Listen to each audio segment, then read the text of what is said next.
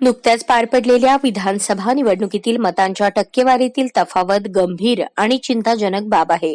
निवडणूक आयोगाने जाहीर केलेल्या आकडेवारीनुसार मतदानाच्या दिवशी संध्याकाळी 5 वाजता 58.22% मतदान झाले.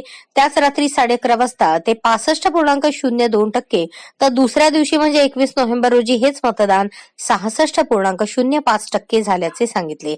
यात एकूण 7.83% वाढ झाल्याचे स्पष्ट दिसत आहे. ही वाढ 76 लाख मतांची असून मतदानाचा टक्का कसा वाढला असा सवाल काँग्रेस प्रदेशाध्यक्ष नाना पटोले यांनी गुरुवारी केला. निवडणूक आयोगाने जिथे मतदान वाढले त्या केंद्राचे व्हिडिओ फुटेज जाहीर करण्याची मागणी करून पटोले यांनी निवडणूक आयोगाने जनतेच्या मतांवर दरोडा टाकल्याचा आरोप केला आहे. गेल्या आठवड्यात पार पडलेल्या विधानसभा निवडणुकीचे निकाल महाविकास आघाडीसाठी आश्चर्यकारक ठरले आहे. या निवडणुकीत महाविकास आघाडीला 50 आमदारांचा आकडा सुद्धा गाठता आलेला नाही. काँग्रेसने या पराभवाचे खापर मतदान यंत्रावर फोडले असून त्याविरोधात आंदोलन छेडण्याचा निर्धार केला आहे. या पार्श्वभूमीवर पत्रकार परिषदेत बोलताना पटोले यांनी वाढीव मतदानाबाबत शंका उपस्थित केल्या. मतदानाच्या दिवशी संध्याकाळी 5 नंतर मतांची टक्केवारी वाढल्याचे प्रमाण पाहता मतदान केंद्रावर लांबच लांब रांगा लागल्या असल्या पाहिजेत. राज्यातील किती मतदारसंघांवर अशा रांगा लागल्या होत्या ते निवडणूक आयोगाने पुराव्यासह दाखवावे. निवडणूक आयोगाने मतदान केंद्रावर सीसीटीव्ही कॅमेरे लावले होते, त्यामुळे त्याचे चित्रीकरण दाखवावे.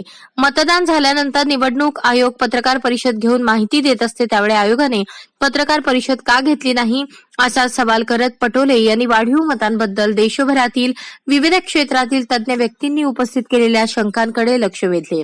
या शंकांमुळे निवडणूक आयोगाच्या विश्वासार्हतेवर प्रश्नचिन्ह उपस्थित होत असून राजकीय पक्ष, उमेदवार व इतरांनी उपस्थित केलेल्या प्रश्नांना उत्तरे देणे निवडणूक आयोगाचे कर्तव्य आहे, असे पटोले म्हणाले.